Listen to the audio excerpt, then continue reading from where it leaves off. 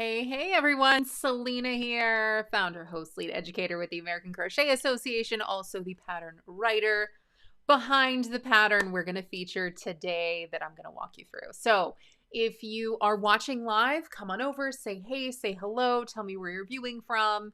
As long as I'm here live, we'll make it a fun conversation. And even if you're watching on the replay, it's still the same great jam. Just make those comments happen. And as soon as I see them, I'll get right back to you. Okay. If you guys have any questions about the crochet pattern we're going to review today, just go ahead and drop them in the comments and I will get to them as soon as I see them. Now I have been writing crochet patterns under my just individual shop, Selena Bacher Crochet. And every now and then, whenever I have a crochet pattern that also works really well as a teaching tool, I put it together to share with the American Crochet Association. So when you guys click on the link in the video description, you guys can view this pattern for free at the American Crochet Association. And if you just want to own a PDF with none of the other stuff that comes with this pattern, then you guys can get that on Ravelry. You guys can find all that information, again, when you just click on the link in the video description. Now, the Wheatsheaf Crochet Backpack, it is named so because I use the Wheatsheaf Stitch. Oh my gosh, that is so hard to say out loud. I am so sorry I named it that. Now that I'm saying it all these times, no, it's a crochet stitch that I found, and it's so much fun. It's really fantastic. It creates this really beautiful eyelet looking fabric. Here, let's get in a little bit closer. It creates this really beautiful eyelet looking fabric, and that way there's a little bit of peekaboo there. But it's this really staggered eyelet, so they're not really stacked on top of each other. It incorporates this beautiful shell look, and so it's just such a gorgeous fabric. It's so much fun. Now this backpack pattern, the pack itself, so the tote, that does come in one size, but I'm going to walk you guys through some of the sizing features for the straps, because those straps are totally adjustable.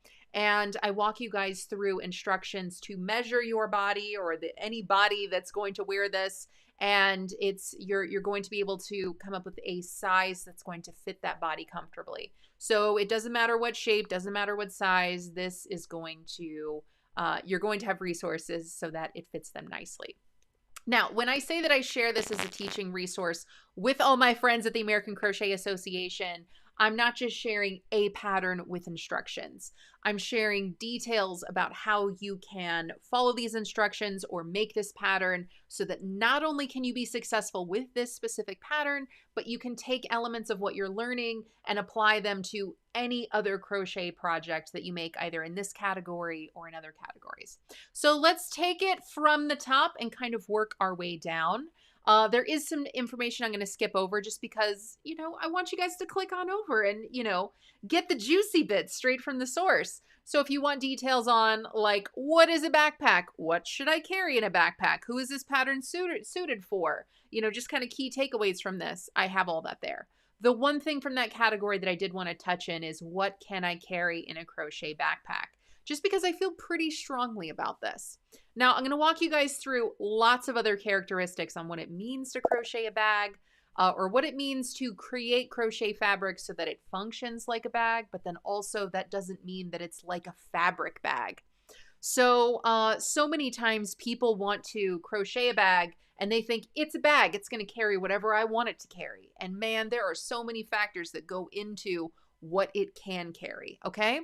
So the thing about this particular crochet fabric is that it's made with a yarn, and then that yarn was worked into stitches, and then those stitches are the fabric.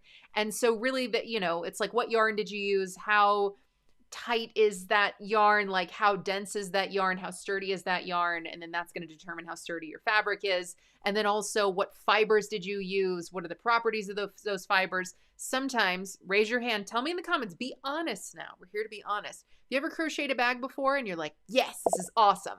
And then you put one thing in it and it just stretches about 2 feet. Has that ever happened to you? Maybe. Yes. You don't want to admit it? All right, I understand. So that's what happens when we don't use a yarn that is going to create the kind of fabric that we're looking for. Okay.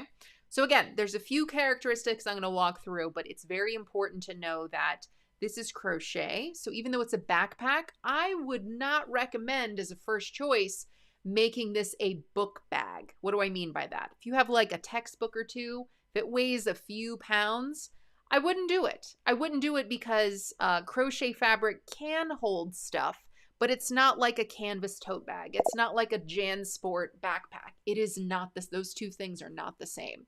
I'm not saying this is so delicate that you can't put anything in it, but I'm saying don't treat a crochet bag or crochet backpack like you would canvas or cotton, like cotton literal fabric or something like that. So always think about what kind of fabric you're creating, and then, you know, just kind of think about how much is this going to hold, but also how long do I want it to last? So definitely keep those things in mind. All right, selecting the perfect yarn. I love this, but this is why I create, this is why I share crochet projects like this, is because I want to have conversations like this. Now, could you use a lot of different yarns to crochet a backpack like this? Totally. I used Lion Brand 24/7 cotton. It is a mercerized cotton, and I like it because the strand of it, you are not going to be able to break that with your hands. And that's kind of one of my major testing points whenever I have a yarn. Here, I got some right here. I have so much of it. I have it everywhere. This is Lion Brand 24/7 cotton, mercerized cotton. It is a chainette construction, and there is no way I'm breaking this with my hands. Like, it is not going to happen. This yarn is so durable. It does not have stretch. It does not have give. That makes it perfect. One of my favorite yarns for creating something like this. So that's the yarn that I use. That's why I used it.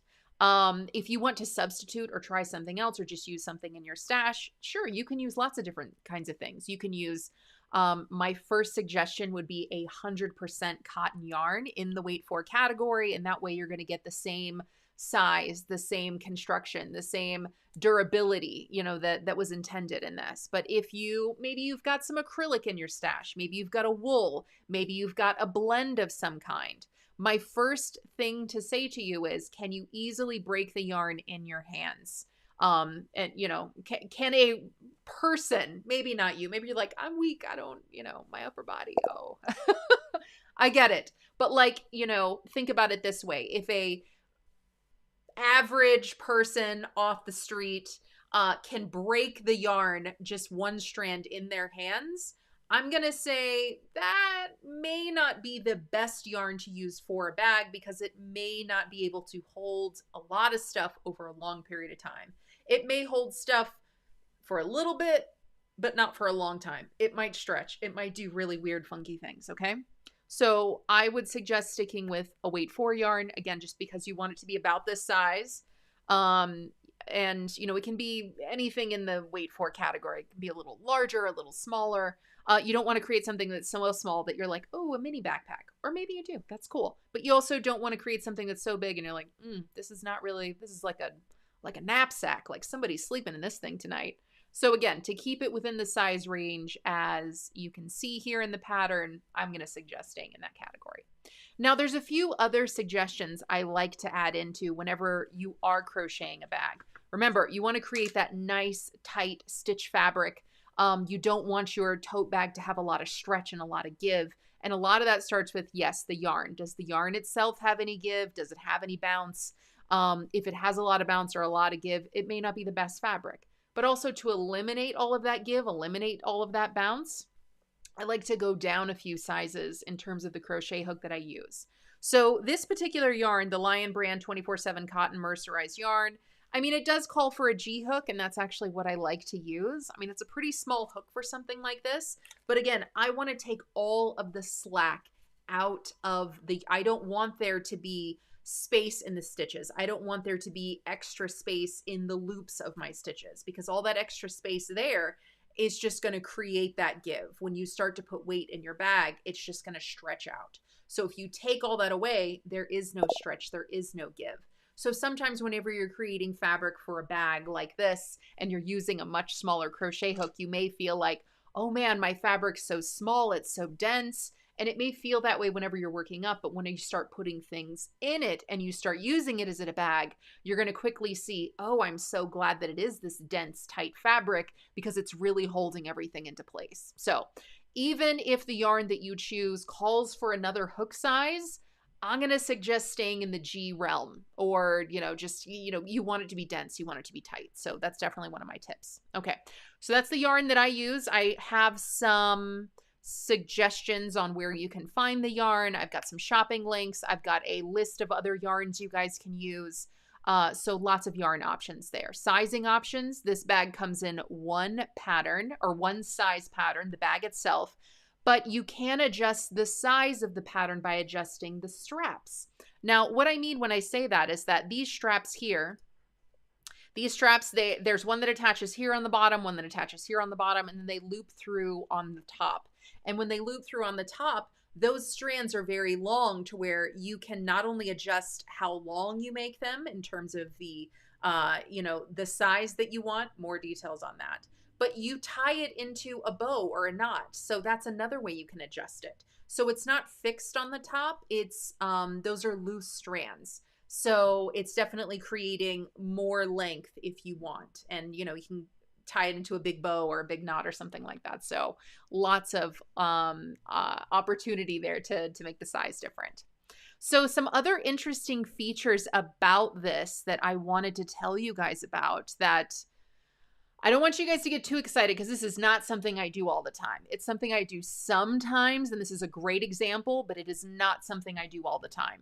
So whenever I created this backpack, I wanted this to be a teaching resource. So I made some video tutorials for it. So there are video tutorials for every part of this bag, and that way you guys can, if you're new to crochet, if you're new to following instructions, if you're new to creating a backpack, those video tutorials are supposed to help you with the written instructions, and that way it will help you to decipher how to read and follow a crochet pattern with success.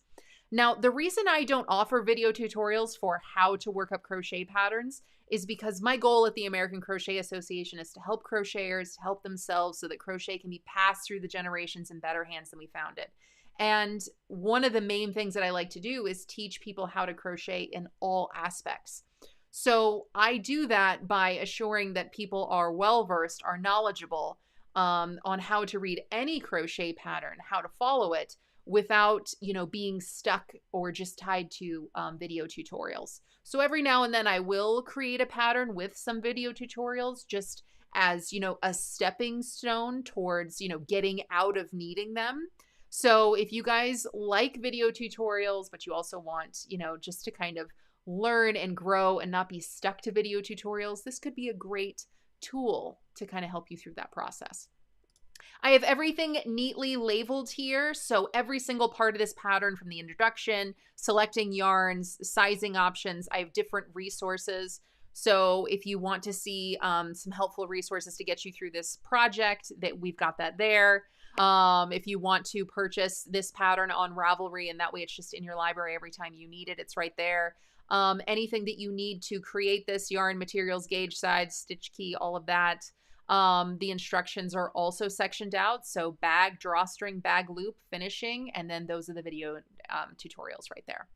All right, guys, so that is the Wheatsheaf Crochet Backpack. It is one that I wrote quite a few years ago. I want it to be not only a great project that people love to make, but hopefully there's quite a few things in here that, kind of give you a little bit of, some nuggets of wisdom, and you walk away with some helpful resources of information that allow you to expand your crochet horizons. And as always, if you guys need any help, have questions, anything like that about any of the patterns that I write or that are shared at the American Crochet Association, you guys can just send an email. I'm just an email away if you guys need any kind of help. All right, that's all I wanted to share with you guys today. I was super excited about this and could not wait to share it with you. So now I'm going to see who's here and see if you guys have any questions. Aurora, so good to see you. Thanks for checking in. Amanda Woodbury says, that's a cute backpack. Thank you so much. Ashley is here. Hello, Ashley. So good to see you. Christy says, that's really cute. Thank you.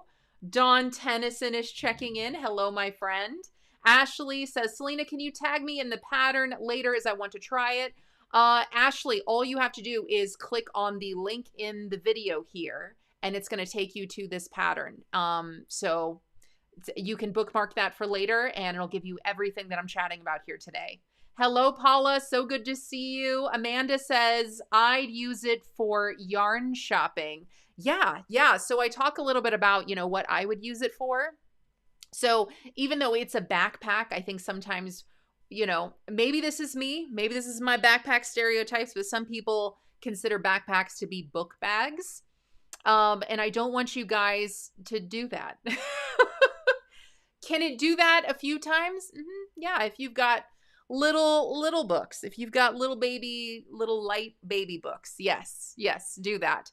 But if you want your backpack to last, if you want it to last over time, if you want it to really have some longevity, use lighter things in it. So like a snack, like a bag of chips, your wallets, your crochet whips. It can be a day bag, a change of clothes, a towel, stuff like that. So it can fit stuff, but don't weigh it down, because I don't, not that crochet is delicate, but crochet fabric is not the same as canvas fabric. So just keep that in mind.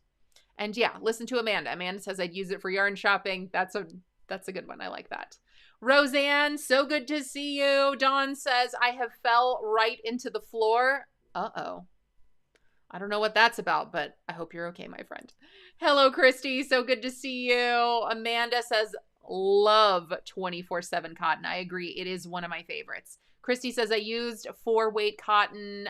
Maybe my stitches were too loose. Yeah, so if you're making a bag and you are using a yarn that is creating and you can always kind of test it out. You can just kind of tug on the fabric that you're making. And if it has give, just think, hey, I'm lightly tugging this with my hands and it has give. What about when I start putting stuff in it? If it has this much give right now, how much give is it you don't want a bag that's hitting your knees.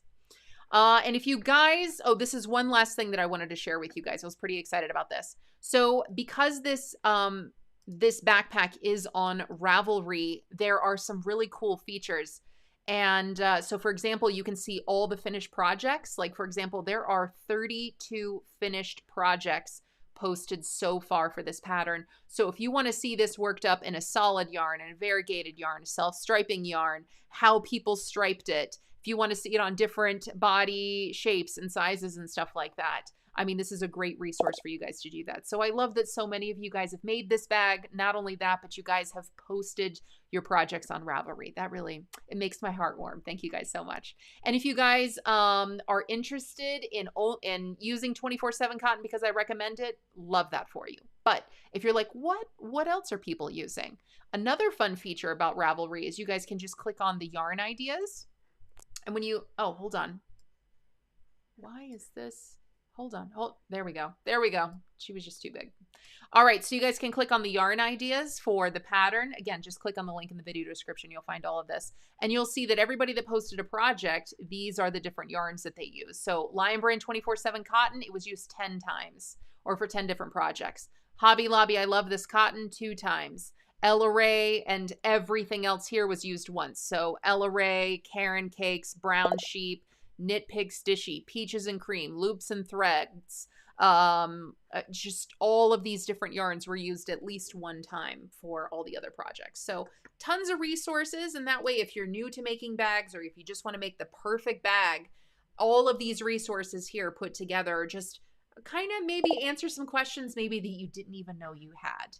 So hopefully that is helpful. Hello, Lisa. So good to see you. Thanks for checking in. Dawn says, too funny. Not sure why that came up. Dawn says, Ravelry is my favorite. It is such a good resource. I love Ravelry so much.